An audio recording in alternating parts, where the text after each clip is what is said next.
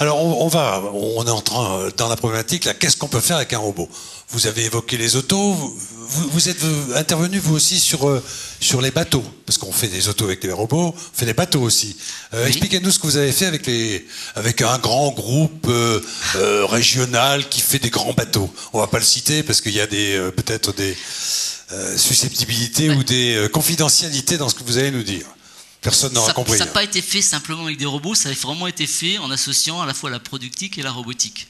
Un bateau, c'est quoi? C'est une coque en V, donc on va enlever les V à l'avant et le V à l'arrière, et puis après, il nous reste que des cubes à faire. Et pour faire des cubes, après, il faut couper des tôles, et puis après, il faut faire des raidisseurs, ce qu'on appelle des raidisseurs, donc couper des morceaux de tôle qui vont être soudés.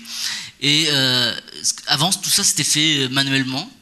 Et avec la CAO, directement connecté sur la CAO, effectivement, on a récupéré les choses qu'il y avait à faire. Donc, on a informatisé tout ça pour optimiser tout ça. Et après, donc, on a découpé avec des robots l'ensemble des pièces.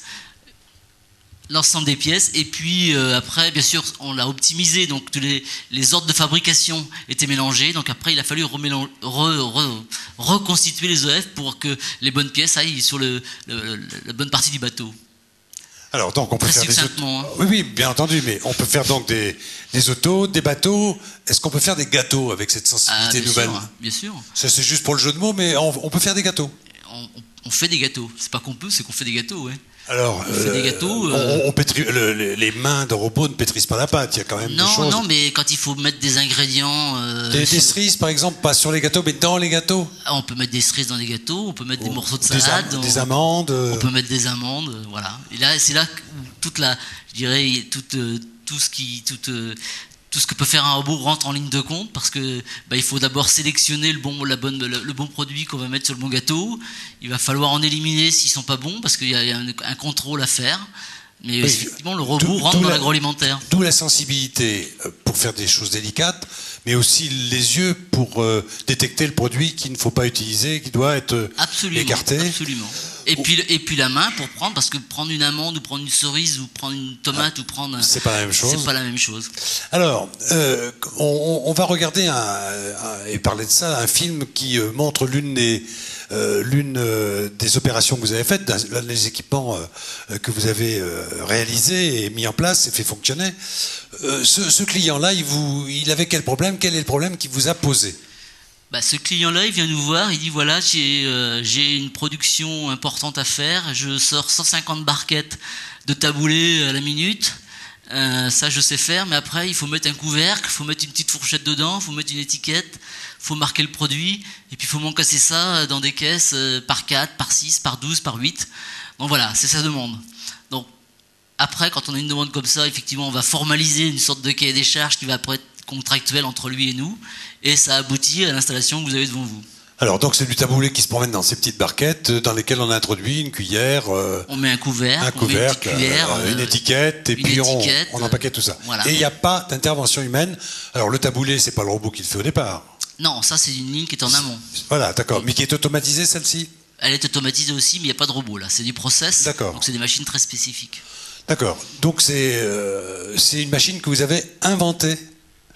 Stricto sensu pour ce client-là. Absolument. Alors, c'est toujours ce qu'il faut faire, ou il existe en quelque sorte ce qu'on pourrait appeler des éléments de briques qui permettent de constituer des robots et des briques qui sont quasi universelles à usage à large palette et qu'on peut amener vers des choses plus précises à réaliser. Il y a beaucoup d'affaires où, par analogie, on va dire cette fonction-là, on l'a déjà réalisée sur tel projet, ou si c'est une fonction très compliquée, on va faire un petit peu de recherche et développement pour essayer de trouver la bonne solution. Mais dans ce cadre-là, c'est effectivement beaucoup d'innovation, mais en règle générale, on a des analogies qui peuvent se faire avec d'autres projets pour construire le projet définitif du client. En la circonstance, c'est une entreprise qui est une PME de quelle taille? C'est une grosse PME, hein, c'est 3-4 000 personnes. Oui, d'accord. Ouais. Mais bon, vous... Mais on aurait pu faire la même chose avec une PME de 150 personnes. Voilà, mais vous pouviez faire la même chose vous, mais la PME de 250 personnes, pouvait-elle s'offrir, entre guillemets, avec un retour sur investissement suffisant, ce type d'équipement?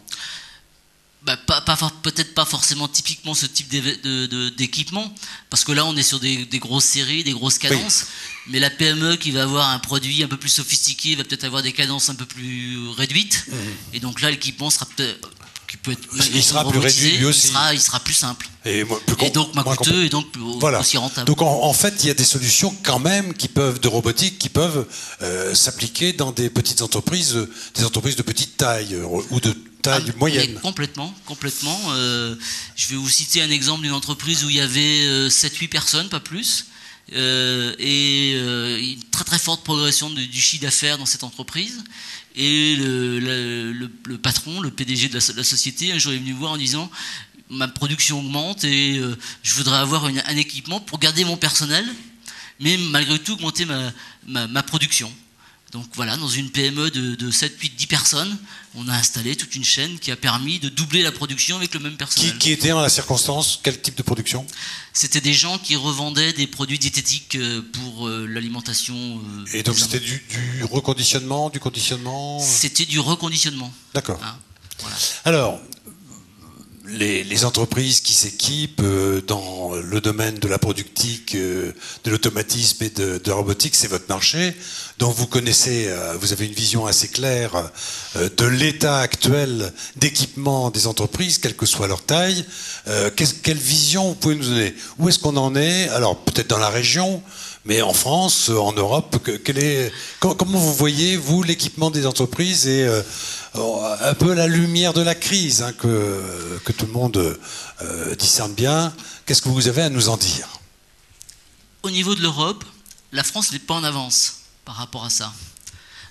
Aujourd'hui, on peut considérer, j'ai plus les chiffres exacts en tête, mais on est de l'ordre de 4000 robots en France, on doit être sur 7-8 000 robots en Italie, et on est sur 18 ou 19 000, 14 000, voilà, ça c'est les chiffres de 2007, mais ça donne la tendance. Donc on est très en retard en termes d'équipement de robots en France par rapport aux Italiens. Il y a une raison ? Le robot a toujours fait peut-être un petit peu peur en France. Les raisons, oui, je pense que c'est ça. Je ne sais plus quel écrivain a traité un peuple de robots, hein, c'était pas nous. Le robot, oui, je crois que c'est un frein, ça, parce que ça fait peur. Mais ça, c'est en train de changer. Hein, les gens aujourd'hui utilisent des robots comme, je dirais, sans se poser trop de questions. Alors qu'il y a quelques années, on se posait beaucoup de questions. Le robot, c'était fait pour l'automobile et pour faire des tâches extrêmement complexes, monter des pare-brises en automatique, monter des phares en automatique, monter des roues en automatique. Bon, maintenant, le robot, il est fait pour faire de la manipulation dans l'agroalimentaire. Et puis s'il arrive à faire des gâteaux, alors là... Il est fait pour faire des gâteaux aussi. Donc ça se démocratise. Bon, il y a eu le frein aussi... parce que le robot, ça peut être aussi pensé comme quelqu'un un outil qui va diminuer le personnel de l'entreprise. Je pense qu'aujourd'hui aussi, on se rend compte que le robot, c'est un outil pour faire de la compétitivité dans les entreprises. Oui, donc, c'était quand même leur objectif. Je pense, oui. Mais bon, on va débattre de ça quand on va se retrouver tous ensemble après. Là, c'est la vision globale. Hein. En tous les cas, vous nous fixez une position dans l'Europe par rapport à deux autres pays. Qu'en est-il peut-être de notre région ? J'allais y venir. On est vraiment pas en retard dans notre région en termes de robots. Hein, on est plutôt même en avance par rapport à d'autres. Bon, si on se compare à l'Île-de-France ou le Lyonnais, on n'est pas forcément devant eux, mais on est peut-être la troisième région en termes d'intégration de robots. Donc on est vraiment en avance. On n'est pas en retard en tous les cas, dans notre région. En tous les cas, le message là-dessus, c'est que même si notre région est plutôt bien placée, notre pays, il faut qu'il fasse des efforts dans ce domaine. Les chiffres parlent de nous. Oui, c'est assez clair.